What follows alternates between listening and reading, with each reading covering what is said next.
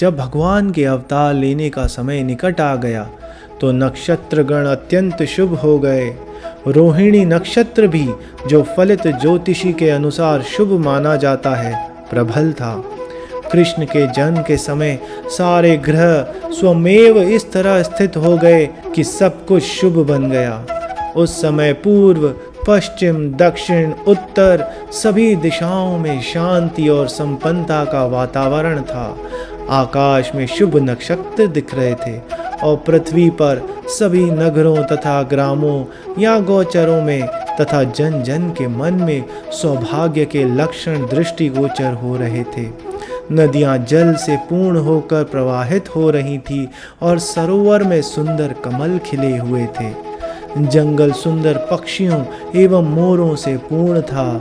जंगल के सारे पक्षी मधुरवाणी में गाने लगे और मयूर मयूरियों के साथ नाचने लगे। वायु अपने साथ विविध पुष्पों की सुगंध लेकर मंद मंद बहने लगी, जिसका सुखद स्पर्श मन को मोहने लगा था। कृष्ण के जन्म के समय उन सब के मन अपने आप प्रसन्नता से पूर्ण हो गए, क्योंकि उन्हें आकाश में भगवान के जन्म लेने की घोषणा करने वाली दिव्य वाणी गूंजती सुनाई दे रही थी। गंधर्व और किन्नर लोक के वासी गाने लगे तथा सिद्ध और चारण लोक के वासी भगवान की सेवा में प्रार्थनाएं करने लगे। स्वर्ग लोक में देवता अपनी अपनी पत्नियों तथा विद्याधर अपनी अपनी पत्नियों के साथ नाचने लगे। ऋषि, मुनि तथा देवता प्रसन्न होकर फूल बरसाने लगे। समुद्र तट पर हल्की हल्की तरंगों की ध्वनि सुनाई दे रही थी और समुद्र के ऊपर आकाश में बादल थे जो मोहक गर्जना करने लगे थे। जब ऐसा संयोग उपस्थित हो गया तो घट घटवासी भगवान विष्णु अंधेरी रात में भगवान के रूप में देवकी के समक्ष प्रकट हुए, जो एक देवी जैसी लगती थी। वसुदेव ने उस आश्चर्यजनक बालक को देखा जिसके 4 हाथ थे, जिनमें वह शंख, चक्र, गदा तथा कमल पुष्प धारण किए थे, जो श्री वस्त्र चिन्ह से सुशोभित था, जो कौस्तुभ मणि की माला पहने था, पीतांबर धारण किए चमकीले श्याम बादल की तरह लग रहा था, जिसका मुकुट वैदूर्य मणि से अलंकृत था, जो पूरे शरीर में अमूल्य बिजावट, कुंडल तथा अन्य आभूषण धारण किए था और जिसका सिर केश राशि से अलंकृत था। बालक के अद्वितीय रूप के कारण वसुदेव आश्चर्यचकित हो गए। नवजात शिशु इस तरह कैसे आभूषित हो सकते हैं? अतः वे समझ गए कि भगवान कृष्ण प्रकट हो गए हैं और इस अवसर पर वे अभिभूत हो गए। वसुदेव ने विनीत भाव से आश्चर्य प्रकट किया कि यद्यपि वे भौतिक प्रकृति द्वारा बद्ध सामान्य जीव हैं और ऊपर से कंस द्वारा बंदी हैं, तो भी सर्वव्यापी भगवान विष्णु या कृष्ण अपने मूल रूप में उनके घर शिशु रूप में प्रकट हुए हैं। वसुदेव बारंबार उस बालक को निहार रहे थे और विचार कर रहे थे कि इस शुभ वेला को किस तरह मनाएं। वे सोचने लगे, सामान्यतया जब पुत्र उत्पन्न होता है तो लोग इस अवसर पर खुशियां मनाते हैं, और एक मैं हूँ कि मेरे बंदी होते हुए भगवान ने मेरे घर जन्म लिया है।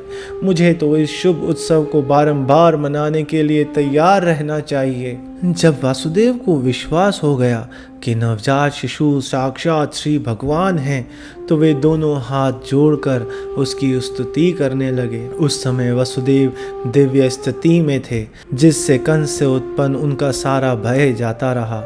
जिस कमरे में नवजात शिशु उत्पन्न हुआ था वह उसके तेज से दैदीप्यमान था। तब वसुदेव ने प्रार्थना करनी प्रारंभ की, हे भगवान, मैं जानता हूँ कि आप कौन हैं। आप समस्त जीवों के परमात्मा तथा परम सत्य श्री भगवान हैं।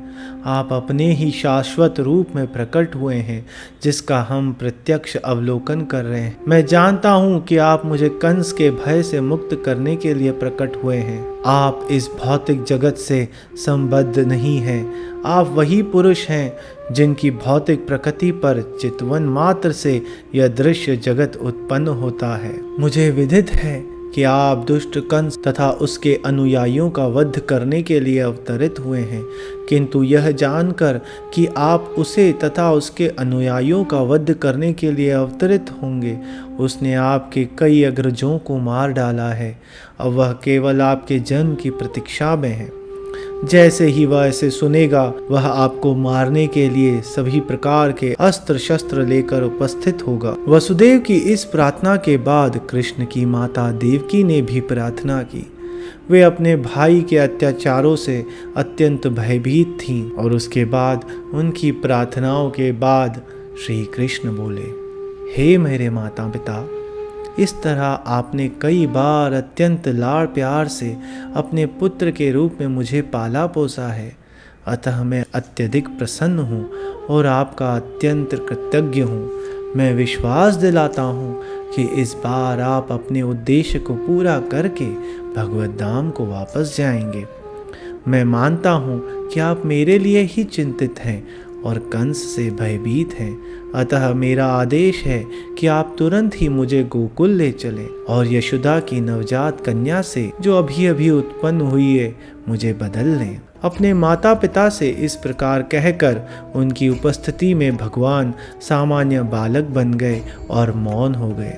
भगवान का आदेश पाकर वासुदेव अपने पुत्र को प्रसूति गृह से बाहर ले जाने के लिए तैयार हो गए। ठीक उसी समय नंद तथा यशोदा के यहाँ एक कन्या उत्पन्न हुई थी। वह योग माया थी, अर्थात वह भगवान की अंतरंगा शक्ति थी। इस योग माया के प्रभाव से कंस के महल के सारे निवासी और विशेष रूप से द्वारपाल गहरी नींद में सो गए और लोहे की सलाखों से बंद महल के सारे दरवाजे खुल गए। रात अत्यंत अंधेरी थी, किंतु ज्यों ही वसुदेव कृष्ण को अपनी गोद में लेकर बाहर निकले तो उन्हें सब कुछ दिखने लगा मानो सूर्य का प्रकाश हो। जहाँ भी कृष्ण रहते हैं वहाँ अंधकार रूपी माया नहीं रह सकती। जब कृष्ण को वसुदेव ले जा रहे थे तब रात्रि का अंधकार दूर हो गया। कारागार के सारे द्वार स्वतः खुल गए, साथ ही आकाश में गंभीर गर्जना हुई और भीषण वर्षा होने लगी।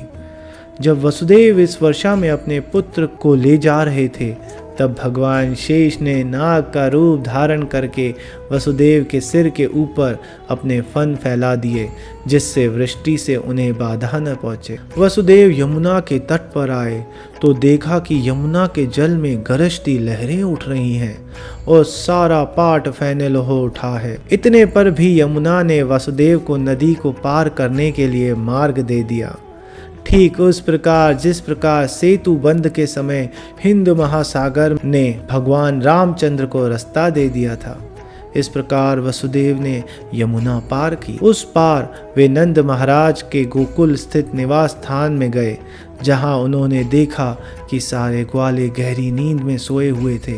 इस अवसर का लाभ उठाकर वे यशोदा के घर में चुपके से घुस गए और बिना किसी कठिनाई के अपने पुत्र को रखकर बदले में यशोदा की नवजात पुत्री को उठा लाए। इस प्रकार चुपके से घर में घुसकर लड़के को लड़की से बदल लेने के बाद वे पुनः कंस के कारागार में लौट आए तथा पुत्री को देवकी के गोद में रख दिया। उन्होंने पुनः हथकड़ियाँ बेड़ियाँ पहन ली, जिससे कंस को यह पता न चल पाए कि इतनी सारी घटनाएं घट चुकी हैं। माता यशोदा समझती थी कि उनके एक शिशु उत्पन्न हुआ है, किंतु प्रसव पीड़ा से थक जाने के कारण वे प्रगाढ़ निद्रा में थीं। जब वे जागीं तो उन्हें याद न रहा कि उनके पुत्र हुआ है या पुत्री। वसुदेव द्वारा सारी वस्तुएं कृष्ण को गोकुल लिए जाने से पहले की भांति समंजन कर लेने के पश्चात तथा सारे द्वार तथा किवाड़ बंद कर लेने पर पहरेदार जाग गए और उन्हें नवजात शिशु का क्रंदन सुनाई पड़ा। कंस शिशु जन्म का समाचार सुनने की प्रतीक्षा कर ही रहा था कि पहरेदारों ने तुरंत आकर जानकारी दी कि शिशु उत्पन्न हुआ है। उस समय वह तेजी से अपनी शैया से उठ बैठा और चिल्लाया, अब मेरे जीवन का क्रूर काल उत्पन्न हो गया है। कंस चिंतित हो गया कि उसकी मृत्यु निकट आ गई है अतः उसे रोमांच हो आया। वह अविलंब उस स्थान की ओर चला जहाँ शिशु ने जन्म लिया था। अपने भाई को आते देखकर देवकी ने कंस से अत्यंत विनीत भाव से प्रार्थना की, हे मेरे भ्राता, इस लड़की को मत मारो। मैं वचन देती हूँ कि यह तुम्हारे पुत्र की वधू बनेगी, अतः इसका वध न करो। तुम्हारा वध किसी कन्या द्वारा तो होना नहीं, यही आकाशवाणी है। तुम्हारा वध तो एक बालक द्वारा होना है, अतः कृपा करके इसका वध न करो। मेरे भाई, तुमने मेरे कितने सारे सूर्य जैसे प्रतापी नवजात शिशुओं का वध किया है, यह तुम्हारा दोष नहीं है। तुम्हारे आसुरी मित्रों ने मेरे पुत्रों को मारने की सलाह दी है, किंतु अब मैं प्रार्थना करती हूँ कि इस कन्या को तो न मारो, इसे मेरी पुत्री बनकर जीने दो। किंतु कंस इतना क्रूर था कि उसने अपनी बहन देवकी की एक भी दर्द भरी प्रार्थना न सुनी। उसने अपनी बहन को डांटते हुए नवजात शिशु को बलपूर्वक छीन लिया और उसे निर्दयतापूर्वक पत्थर पर पटकना चाहा, किंतु वह शिशु तुरंत ही उसके हाथों से फिसल गया और आकाश में जाकर विष्णु की अष्टभुजा अनुजा के रूप में प्रकट हुआ। वह सुंदर वस्त्रों, पुष्प मालाओं तथा आभूषणों से सुशोभित थी और अपनी 8 भुजाओं में धनुष, भाला, तीर, तलवार, शंख, चक्र, गदा तथा ढाल धारण किए हुए थी। और ऊपर से उस देवी ने कंस को संबोधित किया, अरे धूर्त, तू मुझे कैसे मार सकता है? तुझे मारने वाला बालक इस संसार में कहीं पहले ही प्रकट हो चुका है।